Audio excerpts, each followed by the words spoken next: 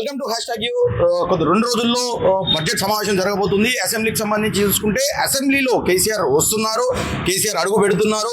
కేసీఆర్ అడుగు పెట్టిన తర్వాత కేసీఆర్ ధీటుగా ఎవరు కాంగ్రెస్ పార్టీలో లేరు, తనంత లీడర్ ఎవరు లేరు అని చెప్పేసి కేటీఆర్ వ్యాఖ్యానించడం జరిగింది. సో దీనికి సంబంధించి ఇదే అంశంపై మనతో మాట్లాడడానికి అధికార ప్రతినిధి మానవతరాయ్ మనతో ఉన్నారు. సో మానవతరాయ్ గారు చెప్పండి, కేటీఆర్ వ్యాఖ్యానించడం అంటే కేసీఆర్కి సరిపోదు, మీ పార్టీలో ఎవరు లేరు అని చెప్పేసి కేసీఆర్ కూడా అడుగు పెడతారు. అలాగే మీరు ఏదైతే ఈ గత 7 పాలన చేశారో ఆ పాలన ఎండి కడతాం అని చెప్పేసి అంటున్నటువంటి పరిస్థితి. సో ఎట్లా చూడొచ్చు దీన్ని? అంటే కేసీఆర్కి సరిపోయేటువంటి నాయకులు లేరు, ఆయన అందుకే అసెంబ్లీకి రావట్లేదు అని చెప్పి మాట్లాడటం అనేది ఖండకావరంతో మాట్లాడిన మాటలు అవి. దాని వెంటనే కేటీఆర్ గారు ఉపసంహరించుకోవాలి. ఎందుకంటే ఇతర సభ్యుల్ని కించపరిచినట్టే కదా. ఇప్పుడు కేటీఆర్ గారితో పనిచేసిన ఉన్నారు, మంత్రులు ఉన్నారు, మాజీ మంత్రులు ఉన్నారు, సభ్యులు ప్రజలతో గెలిచిన వాళ్ళు. చట్టసభలో ఉన్న వాళ్ళని ఏ విధంగా నువ్వు కించపరుస్తావు? ఇది ఇతర సభ్యుల్ని, అధికార పార్టీ సభ్యుల్ని కించపరిచినట్టే. కాబట్టి స్పీకర్ గారు వెంటనే స్పందించి కేటీఆర్ పైన చర్యలు తీసుకోండి.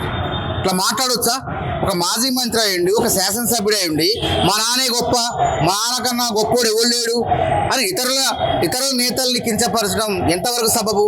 అదేవిధంగా ఇలా కేసీఆర్ గారిని, ఒక నియంత పాలకుడిని ఓడించినటువంటి ఘనత కాంగ్రెస్ ప్రభుత్వాన్ని, ముఖ్యమంత్రి రేవంత్ రెడ్డిది. కేసీఆర్ గారిని ఎదిరించేవాళ్ళు లేకపోతే బెదిరించేవాడిదే రాజ్యం అని రాజ్యం వెళ్తున్న తరుణంలో, నేనున్నా అని చెప్పి ప్రజల పక్షాన్ని నిల్చున్న తరుణంలో సోనియా గాంధీ గారు, రాహుల్ గాంధీ గారు, మల్లికార్జున ఖర్గే గారు ఆశీస్సులతో పిసిసి అధ్యక్షుడు అయిన తర్వాత రేవంత్ రెడ్డి గారు ఎన్ని పోరాటాలు చేశారు, ఎన్నిసార్లు జైలుకు పోయారు, ప్రజల పక్షాన కొట్లాడారు. కాబట్టి అధిష్టానం వారికి ముఖ్యమంత్రి పదవి అప్పచెప్పింది. కేసీఆర్ను ఓడించే కదా అడుకొచ్చింది. అంటే నేను ఢీకొన్నోడే కదా, సమర్థుడు కాదా? అంటే నువ్వు పరిపాలిస్తేనే నువ్వు సమర్థుడివి, వేరే వాళ్ళు అసమర్థులా? ఏం మాటలు అసలు ఇవి? ఒక ప్రజాస్వామ్యంలో ఉన్నటువంటి నాయకులు మాట్లాడే మాటలేనా ఇది? మీరు అసెంబ్లీ రాకపోవడం నేరం. ప్రతిపక్ష నాయకుడు నిర్మాణాత్మక ప్రతిపక్ష పాత్ర పోషించాల్సిన బాధ్యత ప్రతిపక్ష నాయకుడిది. అదేవిధంగా ప్రభుత్వం అంటే మంత్రులు, ఎమ్మెల్యేలే కాదు, అధికార పార్టీ కాదు, ప్రతిపక్షం కూడా ప్రభుత్వంలో భాగమే. ప్రతిపక్ష నాయకుడు అసెంబ్లీకి వచ్చి ప్రజల తరఫున మాట్లాడాలి. మా ముఖ్యమంత్రి గారు అంటాడు కదా, అసెంబ్లీకి వచ్చి నిర్మాణాత్మక సూచనలు చేయండి, సలహాలు ఇవ్వండి అంటాడు. అయినా కానీ మనోడు పోయి ఫామ్ హౌస్లో కూర్చొని ఆయన ఏదో రోమ్ చక్రవర్తి రాజ్యం మొత్తం తగలబడుతుంటే, రోమ్ నగరం తగలబడుతుంటే ఫిడేలు వాయించుకున్నట్టు కేసీఆర్ గారు ఫామ్ హౌస్లో పడుకొని మరి ఏం వాయించుకుంటాడు ఆయన? దీనికి సమానం చెప్పు.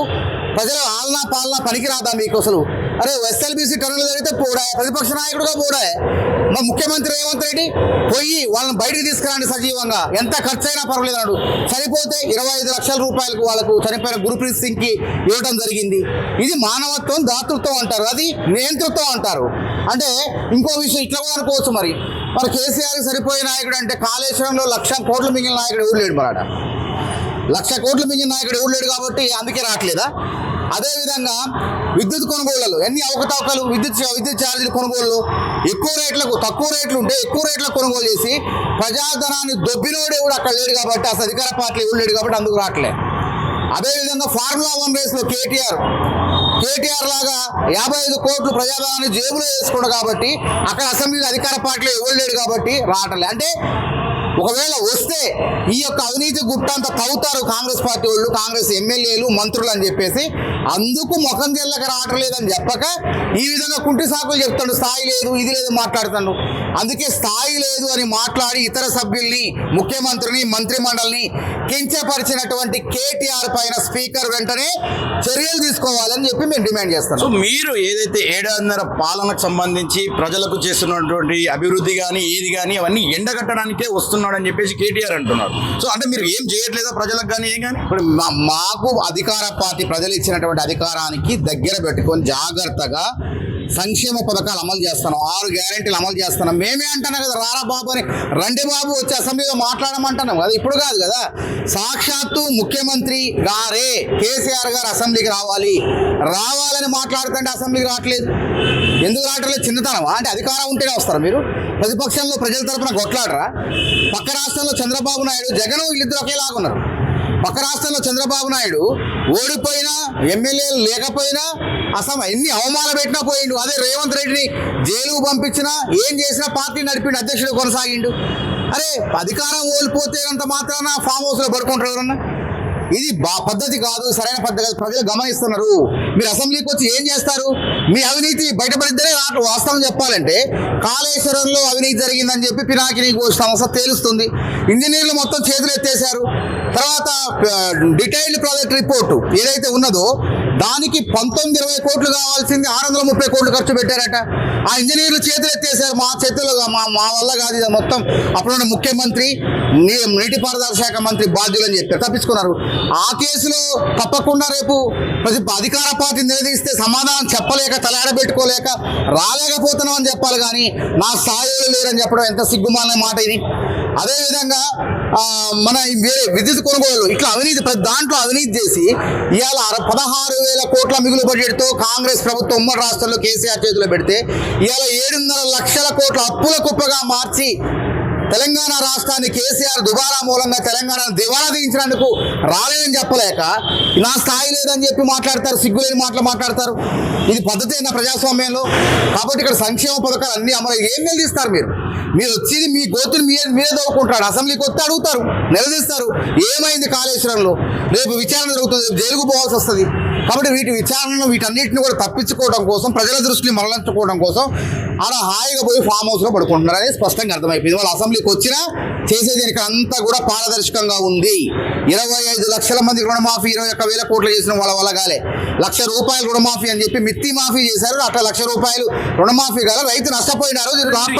ఇన్ని ప్రజలకు ఇంత చేస్తున్నాను అంటున్నారు కదా, మరి మీ నాయకుడు రేవంత్ రెడ్డిపై ఎందుకు పదే సీఎం మారుతాడు చేస్తాడు అంటే మీరేం చెప్తున్నారంటే మీ ప్రజల్లో మీరు బాగానే ఉన్నామని చెప్తున్నారు. మరి ఎందుకు ప్రతిపక్షాలు ఎందుకు ఇట్లా చేస్తున్నాయి అంటే? ఇప్పుడు అధికారంలో ఉన్నప్పుడు కేసీఆర్ రేవంత్ రెడ్డిని టార్గెట్ చేసిండు, ఆయన పైన గురి పెట్టిండు. రేవంత్ రెడ్డి అసలు పార్టీ అధ్యక్షుడు కావద్దని చెప్పి అనేక కుట్రలు చేసిండు, కుతంత్రాలు చేసిండు. ఆయన అధిష్టానం సోనియా గాంధీ గారు, రాహుల్ గాంధీ గారు, ప్రియాంక గాంధీ గారు, మల్లికార్జున ఖర్గే గారు వారిని పిసిసి అధ్యక్ష పీఠంలో కూర్చోబెట్టారు. మళ్ళా అప్పుడు ముఖ్యమంత్రి, అప్పుడు ప్రతిపక్ష నాయకుడుగా రేవంత్ రెడ్డి టార్గెట్. ఇప్పుడు ముఖ్యమంత్రి అయిన తర్వాత ఈయన ప్రజలకు సలహాలు, ప్రజా పరిపాలనలో సలహాలు ఎవరైనా లోపాలు చెప్పాల్సింది పోయి ముఖ్యమంత్రిని బీకేస్తారు. రాహుల్ గాంధీకి వెళ్ళే సఖ్యత లేదు అని సోయిలేని మాటలు, సొల్లు కబుర్లు చెప్తున్నారు. ఇది కాదు ప్రజలు కోరుకునేది. రాహుల్ గాంధీ గారికి, రేవంత్ రెడ్డి గారికి సఖ్యత ఉన్నది. మా పార్టీ అధ్యక్షుడు ఎవరు? మల్లికార్జున ఖర్గే. ఏదైనా ఉంటే వివరాల రూపంలో పోయి మల్లికార్జున ఖర్గేని కలుస్తారు. పోయినసారల్లా పోయి ఫోటోలు దిగి వీడియోలు పెడతారా? రాహుల్ గాంధీ గారిని కూడా కలుస్తారు, సమయంలో కలుస్తారు. పక్క రాష్ట్రంలో సిద్ధరామయ్య కలుస్తుండా? ఎప్పుడు కలవాలో అప్పుడు కలుస్తారు. ఎందుకంటే పార్లమెంట్ సమావేశాలు కూడా జరుగుతున్నాయి. కాబట్టి దీన్ని ఏం చేస్తున్నారు? రేవంత్ రెడ్డి మారతాడు. రేవంత్ రెడ్డి కాదు, ఇంకా మీరు మారండి. ఫస్ట్ మీరు పార్లమెంట్ ఎన్నికల్లో పాతాళలోకానికి పడిపోయారు. గ్రాడ్యుయేట్ ఎన్నికల్లో పోటీ చేసేటువంటి స్థాయి లేదు మీకు.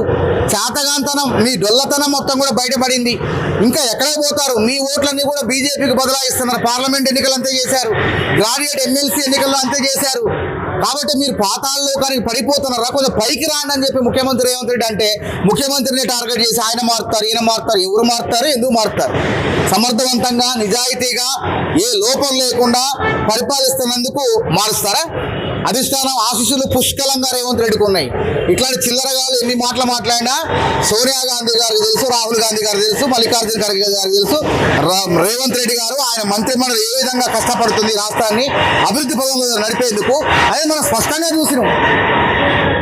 నిన్న ఎమ్మెల్యే కూడా సంబంధించి చూసుకుంటే ఎమ్మెల్సీ అభ్యర్థులైనటువంటి అన్ని ముగ్గురువి మీ కాంగ్రెస్ పార్టీ నుంచి ఖరారు చేసి అలాగే నామినేషన్ వేయడం జరిగింది. అలాగే గెలుపొందిన సందర్భం చూసాం. సో ఇదే అంశానికి ఇక్కడ న్యాయంగా జరిగింది అనుకోవచ్చా? వీళ్ళ పేర్లు 100% న్యాయబద్ధంగానే జరిగింది. ఎమ్మెల్సీ అభ్యర్థులు కూడా వాళ్ళు నిజంగా అర్హులే. విజయశాంతి గారు అర్హులే, అద్దంకి దయాకర్ గారు అర్హులే, అదేవిధంగా మన శంకర్ నాయక్ గారు కూడా అర్హులే. మరి ఎవరు అర్హులు కాదు? వీళ్ళు కావాలి, దీన్ని కూడా రాజకీయం చేస్తున్నారు. విజయశాంతి గారు నామినేషన్ అధిష్టానం ఇప్పుడు ముఖ్యమంత్రి గారు అందరు నాయకులు సమిష్టి నాయకత్వంలో పార్టీ అధ్యక్షుడికి ఇస్తారు జాబితా. వారు మీనాక్షి నటరాజన్ ద్వారా విజయశ్రీ వేణుగోపాల్కి, తర్వాత మల్లికార్జున ఖర్గే, రాహుల్ గాంధీ గారు కూర్చొని ఎవరికి ఇవ్వాలి, ఎవరికి ఇవ్వకూడదు, ఒకవేళ ఇప్పుడు అవకాశం ఇస్తే ఇంకోసారి ఇంకోటికి అవకాశం వస్తుంది. వాళ్ళు న్యాయం చేయాల్సింది వాళ్ళు. అంతటితో ఆమెకి ఎట్లొచ్చింది, ఏమకి ఎట్లొచ్చింది అని చెప్పి రాకూడదా? ఏం మహిళ కాదా? మార్చి 8వ తారీఖున మహిళా దినోత్సవం జరుపుకోవడం కాదు. ఒక మహిళకు పదవి వస్తే సంబరపడాలి ఎవడైనా. మళ్ళీ ఆమె సాదాసీదా మహిళ కాదు కదా విజయశాంతి. విజయశాంతి సినిమా నటే కాదు, తెలంగాణ ఉద్యమకారు ఆమె ఉద్యమం చేసినటువంటి నాయకి. అట్లాంటి ఆమెను పట్టుకొని కేసీఆర్ తో పనిచేసిన మామ ఇంట్లో కొట్లాడిన సంగతి తెలుసు. మరి ఎందుకు గాంధీ భవన్ కి దూరంగా ఉన్నారు? ప్లస్ అది కాకుండా ఏ పార్టీ మీటింగ్ లో కూడా ఎక్కడ కనపడలేదు. సో ఇప్పుడు సడన్ గా వచ్చేసరికి అందరికి అదే చర్చ జరిగిపోతుంది. ఎట్లా అంటారు? ఆమె పెద్ద నాయకురాలు రోజు గాంధీ భవన్ రారు, పార్టీ మీటింగ్లో కూడా రారు, అవసరం లేదు. పార్టీకి విధేయంగా ఉంటారు. ఎన్నికలప్పుడు పనిచేశారు, ఎన్నికలు అయిన తర్వాత వారు వేరే కార్యకలాపాలు, సహజంగా నటి కాబట్టి వాళ్ళకి సంబంధించిన విషయాలు ఉంటాయి, అవి ఉంటారు. మరి కాంగ్రెస్ పార్టీ పిలిపిస్తే వస్తారు. కాంగ్రెస్ పార్టీ నుంచి బయటికి పోలేదు, కాంగ్రెస్ పార్టీలో ఉన్నారు. మాలాంటి అధికార ప్రతినిధులు అంటే మేము నిత్యం గాంధీ భవన్కి వస్తాం. గాంధీ భవన్కి వచ్చి మీలాంటి వాళ్ళతో మాట్లాడి పార్టీ విషయాలు, ప్రభుత్వ కార్యకలాపాలు ప్రజల్లోకి వెళ్ళే విధంగా మాట్లాడతాం. మేము వస్తాం, మాకు రావాలి, మాకు బాధ్యత ఉంటుంది. అంతేగాని రాములమ్మ గారు లాంటి గొప్ప నాయకురాలకి అదేవిధంగా ఆమెకు అవసరం రోజు రావాల్సిన అవసరమే లేదు. కాంగ్రెస్ పార్టీలో ఉన్నది, కాంగ్రెస్ పార్టీ విధేయురాలుగా ఉన్నది కాబట్టి కాంగ్రెస్ పార్టీ అధిష్టానం వారికి పదవి ఇచ్చింది. దాన్ని భూతద్దంలో పెట్టి గెలికి రచ్చ చేయాల్సినటువంటి పని లేదని ప్రతిపక్షాలకు నేను వాళ్ళకి హితవు పలుకుతాను. సో గతంలో మీరు సత్తుపల్లి నుంచి కూడా టికెట్ ఆశించడం జరిగింది. సో అక్కడ మీరు కాంప్రమైజ్ అయినటువంటి పరిస్థితి. సో అది కాకుండా ఇప్పుడు మీరు నిన్న ఎమ్మెల్సీకి సంబంధించిన ఆశ ఉండేనా మీకు? నేను ఆశపడలేదు. మనం ఆశపడినంత మాత్రాన పదవులు రావు, వచ్చే సమయానికి వస్తాయి. నేను సత్తుపల్లి టికెట్ ఆశపడ్డా, చివరి నిమిషంలో చేజారిపోయింది, అలిగినా, బయటికి పోయినా, మళ్ళా వచ్చి కాంగ్రెస్ పార్టీ గర్వాప్సి పెట్టింది. పార్లమెంట్ ఎన్నికల్లో పనిచేయండి, మీ సేవలు అవసరం ఉంది. పనిచేసినాం, పార్లమెంట్ అభ్యర్థుల గెలుపు కోసం పనిచేసినాం, ఎమ్మెల్సీ గ్రాడ్యుయేట్ మల్లన్న కోసం పనిచేసినాం, అన్నీ చేసినాం మేము.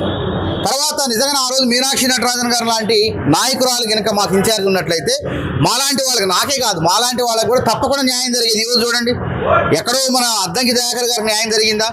కాబట్టి మిగతా నాయకత్వం కూడా ఉన్నది, కాకపోతే ఎక్కడో ఒక చోట అవకాశం చేజారింది. కాబట్టి ఇప్పుడు అందరికీ న్యాయం జరిగే అవకాశాలు స్పష్టంగా కనపడుతున్నాయి. కాబట్టి కాంగ్రెస్ పార్టీ కార్యకర్తలు ఆశాభావంగా పనిచేయాలని చెప్పి వాళ్ళందరూ కూడా నేను కోరుతాను. కాంగ్రెస్ పార్టీలో ఇప్పుడు మీనాక్షి నటరాజన్ వచ్చినాక రాను మంచి రోజులు నేను అనుకుంటాను. తప్పకుండా నేను కాదు, ప్రతి కార్యకర్త భావిస్తాడు.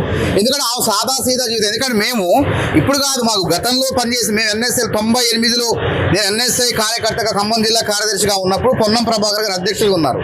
ఆ తర్వాత వారు 1990 నుంచి 2002 వరకు వారు జాతీయ అధ్యక్షులుగా ఉన్నారు. అప్పుడే ఆమె సాదా సీదా లైఫ్ ఆమె జీవితం ఆమెది. శిశులైనటువంటి గాంధీవాది ఆమె. మహాత్మా గాంధీ ఏ విధంగా జీవించారు అదే సిద్ధాంతాలను పుణికిపుచ్చుకొని జీవిస్తున్నటువంటి గొప్ప నాయకురాలు. కాబట్టి ఆమె వల్ల కష్టపడే వాళ్ళకి న్యాయం జరుగుతుంది, కష్టం వృధా పోదు అనేటువంటి నాకు నమ్మకం ఉంది. థ్యాంక్ యూ మోహనరావు గారు. సో మొత్తానికి కేటీఆర్ చేసిన వ్యాఖ్యలకు సంబంధించి కేసీఆర్ వస్తే ప్రజలంతా ఎండగడతారని చెప్పేసి మోహనరావు చెప్తున్నటువంటి పరిస్థితి. ఇదే కాకుండా మీనాక్షి నటరాజన్ ఎందుకంటే తెరపైకి వచ్చిందో, సో ఎక్కడ అంటే హార్డ్ వర్కర్స్ కాంగ్రెస్ పార్టీలో ఉన్నారో వాళ్ళని వెతికే ప్రాంతంలో ఉన్నది. సో విజయశాంతి కూడా అదే విధంగా టికెట్ కూడా రావడం కూడా జరిగిందని చెప్పేసి మోహనరావు చెప్తున్నటువంటి పరిస్థితి. వీడియో భూపాల్తో వెంకట్, గాంధీ భవన్ నుంచి.